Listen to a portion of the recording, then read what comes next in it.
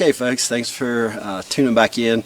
This is the part 2 of the safety shooting and what to expect when you're out on guided hunts.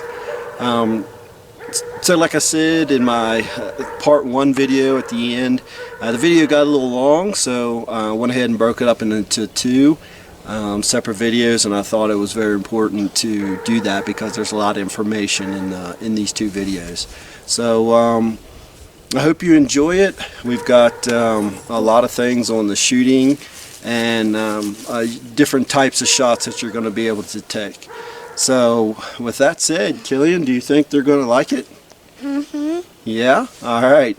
On to the video. Okay, so like I said, I was going to go over some of the different shots that you may have, and some things that you can do that are going to be a little bit different and not have to use shooting sticks or bipods. So real quick, let's go over some of the different ways that different shots that you're probably going to be able to have, and different ways to actually either make yourself more steady or, and again, this is going to all depend on what your game is doing. If they're standing still and have no clue you're there, which does happen when we're slipping through the woods sometimes, then you can use these different rests. If not, you're going to have to shoot freehand. And how do you shoot freehand to make sure that you are solid? One, make sure the gun is something that you're capable of using in this type of practical situation. If you're bringing a gun that's going to be, a big long distance setup shooting rifle, it's going to be a little harder for you to hold that forearm and get a good shot because it's too heavy on the front. Okay, make sure it's a gun that's more practical for the situation that you're hunting in. Moving through the woods with a big barreled rifle is a lot more difficult than just using your standard rifle. So take those all into consideration, because if you're not saying you have to bring any specific rifle, all I'm saying is, and what we would like to see here at Backcountry do is bring one that is practical, something that you are 100% comfortable with, and something that you are okay with carrying through the woods for 10 miles, let's say, and covering a lot of elevation. If you can do that, you do what you feel comfortable doing, and absolutely, bring the rifle you choose. So what I have is nothing special. This is my Browning X-Bolt 30-06. Everything's empty, everything's clear. Okay, some different ways that you're going to be in the woods. Okay, now I personally don't like my sling hanging this way on me. It's too much movement for me. I like to have everything pretty much closed in. Okay, here's one carry. Nothing is on the trigger. I just keep my hand right here, keep it locked in, so I keep the gun tight to me rather than out here waving. I keep it in close. I'm walking behind my guide. My guide stops, and there's a bull to the left. My guide does his thing. We've already gone over that. Okay, so I'm walking, bring it up, aim, safety's off, squeeze the trigger. Okay, or again, if you're walking, come over the guide, come down on the game. Okay, next type could be you're down like this. Okay, and you're walking through this. Now some of you may want to walk like this. I prefer this way. Okay, we're walking, the guide's in front of me, there's a bull, I come up, I'm on my game. Okay, this side, same thing. On your shoulder. Walking through the woods, and we're just taking it easy. All of a sudden there's something. Take the gun off your shoulder, bring it up, bring it on the game. Okay, I can do this a lot faster if I wanted to, but make sure you get a solid rest. And again, the last one that I use a lot is this one right here. get on your game. Okay. Now, let's say that those are situations where the game is looking at you and you got that amount of time to get the shot off. Okay. Now the game's not paying attention to you. Okay. We're walking. We come up beside a tree, and we're standing here. Right here's the trail. There's actually a trail right here that the deer use. Come up. There's a tree right here. Okay. Trust me. Everywhere you're going to be in the woods, there's going to be a tree. Whether it's this size, or the size that's over here, or any of these sizes you see and larger. Okay. The way I'm going to show you, and most of you already know this. Some don't. I was explaining it to a gentleman earlier today, and he had never actually heard of it. That's again the reason for this video. So take your hand, put it on the tree. Okay. You can go like this. I prefer personally take the palm of my hand, drop your rifle down on it, and now I've got a complete solid rest to take the shot that I need to take. Okay? Look at it. Palm against the tree. I'm pushing against the tree with the palm of my hand. And the only thing my finger and thumb is doing is letting the gun rest on it. And I've got a solid rest. If I need to, I could even squeeze the gun against the tree. Well, that's good if you're right-handed, right? No. So I can come to this side of the tree, put my palm against the tree again, make an L, drop that rifle right down on there, and I've got a solid shooting rest. No problems at all. And again, no matter how big the tree, no matter how small the tree. Now what I will tell you is, as everybody knows, the smaller the tree, the less stable it's going to be when you grab a hold of it to put a gun on it. And with the anxiety, the nerves, whatever you want to call it, hunting fever, kick in, you're gonna be shaking, and you're gonna want to be as solid as you can get. This is about as solid as you can get. You're carrying shooting sticks. You can put them down, adjust the right level. You can put it on it. You could have the trigger stick where it's just one stick. You put it down, you put it on top of it. You're still going to have that wobble.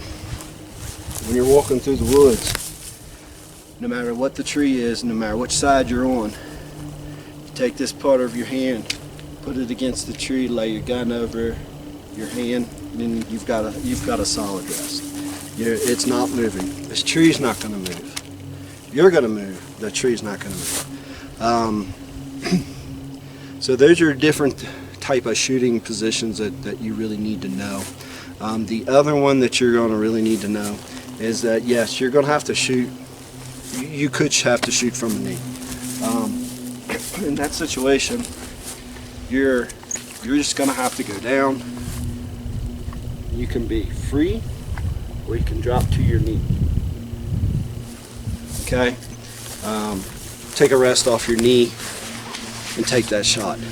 Those are some of the shooting positions that when we're walking through the woods that you need to be prepared for. There are times where you may have a longer shot and you don't feel comfortable taking it off of a tree on your knee. Maybe you want to lay down. Lay down, get in that prone position. I got a log back here behind me. Something of that nature. Trust me, there's plenty of trees laying down that you can get behind, put your rifle on it, get a good solid rest, take that shot. Those are the different type of things that you can consider when we're still hunting through the woods. So let's look at what type of positions you will be in, or how can you be solid when you're sitting on a wallow or a well-used trail. Okay, so your guide has set you on a wallow, or they've set you on a well-used trail, and here's some mistakes that people make. They lay their rifle down, they got their legs stretched out, and they're just sitting there watching. The problem with this is a bull steps into the park, now you've got to move. elk have very great eyesight. They're going to see you move your legs, reach over and pick up your rifle, okay? Other mistakes. Laying your rifle against the tree behind you. Again, what do you have? You now have to reach back here, grab your rifle, turn back around, okay? Here's what we recommend. Some things to take in consideration. Yeah, you want to lay your legs straight? Absolutely. Lay your rifle right here on your lap. Always have control of this. If it's raining out, put your hands over your action. If it's snowing, keep your hand over your action. If at all possible. Why not?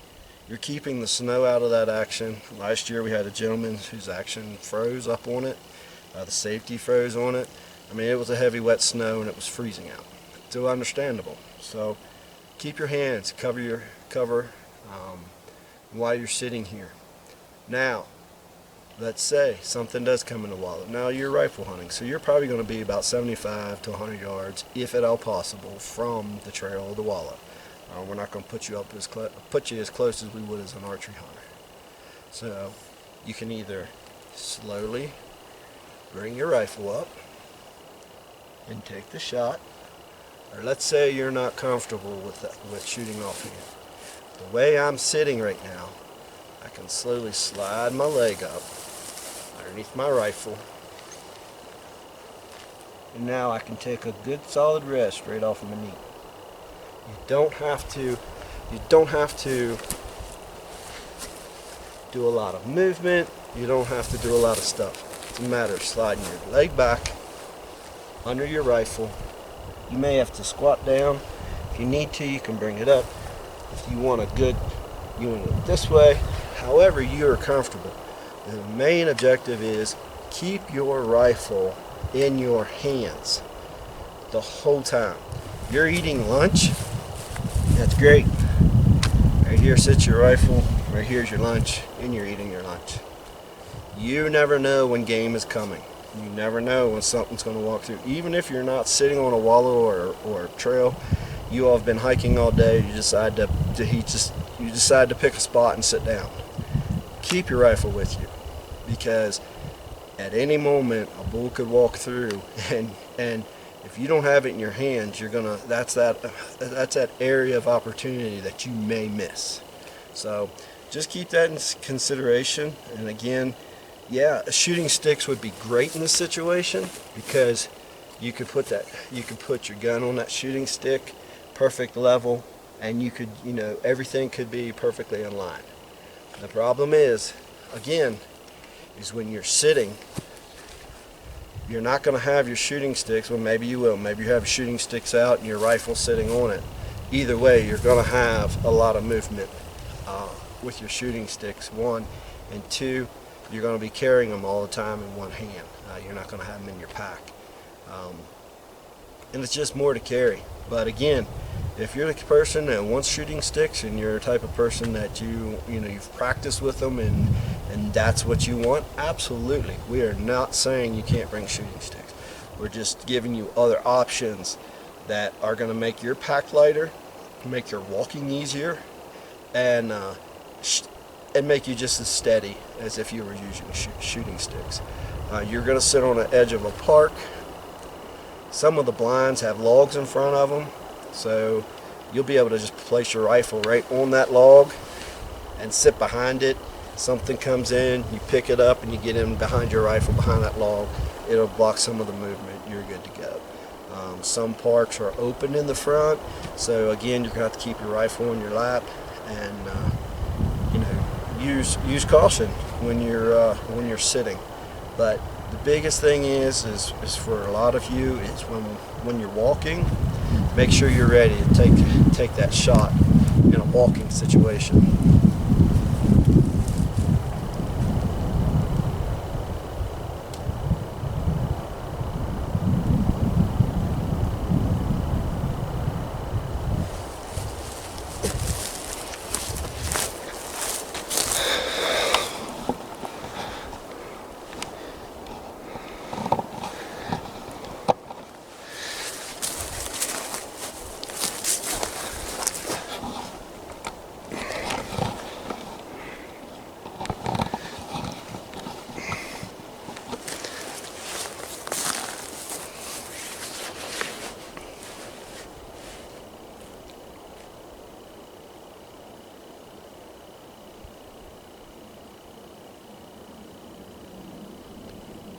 Okay, everybody. Well, so that's all for today's video. I know it's a long video, and if you watch my videos, you know they're very short and sweet and to the point. This video is a little longer because, yes, while I could have made 2 videos out of the information that I'm giving you, you would just have to click on another video right after the first one. So putting these 2 together, these are very important. They go together. They cover a lot of information, a lot of good information. Some of you are going to look at it and go, I didn't need to know that. And that's great. But there are people out there who, this may be your first time coming on a guided hunt. This may be your first time coming on a drop camp hunt. This may be your first time actually hunting out west in some steep and deep terrain. If it is, these are really good information for you to know, because I can promise you, when you're climbing 200-foot elevation at 9, 8, 10,000 foot elevation, and you have to actually lean against a tree, you may have to lean against the tree to get your rest so that you can shoot uphill, because the elk are going across in front of you and you're on steep incline. You'll be glad that you have taken a chance to, at least, if you can't shoot in those positions to get prepared for it, at least go somewhere, sit in the woods, and try to at least mimic trying to take that shot. Go through the motions, see what it feels like. Lean against the tree. Literally lay back and lean against the tree and try to feel what it would feel like shooting uphill, because I'm telling you, at any moment you're going to have that situation and you're going to have to take the shot, and you're not going to have a flat level ground to clear off a nice level spot for yourself to shoot, because that's just not the way the country works out here. You could be going downhill and you may have to put your hand against the tree and use it as a rest like I showed you, because that's the only way you're going to stay on that hill and have good balance while you try to take a shot. So keep all that in mind, because here at Backcountry, it's in our name, Backcountry. Okay, we're deep in the woods, and you're in some country that's some rough, rugged terrain that's unforgiving. And when you need to get that shot on that bull of a lifetime, the last thing you need to do is try to figure out how to get a shot off because you didn't know how to take a shot with a rest off of a tree, or you haven't practiced it, and now you have to do it to steady yourself even at 60 yards. I'm telling you, I've seen grown men try to shoot free-handed at 60 to 70 yards with a rifle on a bull, and let's just say it happens. We come unglued. I do when I'm archery hunting. I know when I draw on a bull, I'm all over the place, but when it's time to put the pin on spot, I can put pin on spot. And you need to be the same way with your rifle. Get your crosshairs on there and be able to squeeze that trigger. It doesn't matter how much you shake before and after, it's what you do as soon as you get it on there. And those are just tips for today's video, and I don't want to keep going. I know I'm rambling at this point, but I just want to see everybody that comes here this year at Backcountry and in the future to have the best chance possible to harvest a bull, because that's what we're here for, is to make your dreams and your experiences and your hunt of a lifetime come true for you. So when you come to us, we're working hard to get you whatever it is that you're looking for, whether it's just an experience of a lifetime. And that's what we do try to provide you. And if you can get yourself a bull in the process, man, you've really earned something. So again, my name's Greg Fagans. Feel comfortable to send me messages at any time. I answer tons of questions for Backcountry, and if you call the office and talk to Stacy, she'll more than likely refer you to me anyway. And most of you I've already talked to you if you've already booked with us, and if you haven't booked with us, you need to get, and you're interested, you need to call, get, and the numbers are going to be listed below. Call that number, start talking, get yourself booked. I know for next year, 2022, we're fully booked. I know camps for 2023 are fully booked. There's some camps that are booked clear through 2025. We have an archery camp that is not available until 2024 now. So We are booking up like crazy, and if you want to come out here and experience these hunts with us, you need to get on the phone, make that call, because once this hunting season's over, we may be booked for 2023 and moving to, to book up 2024. And then if we make it to any of the outdoor shows this year, those will be gone. So please give us a phone call, talk to us, just check us out, see if we fit your needs, and we'll do whatever we can for you. I hope you all have a great day and enjoy the weather.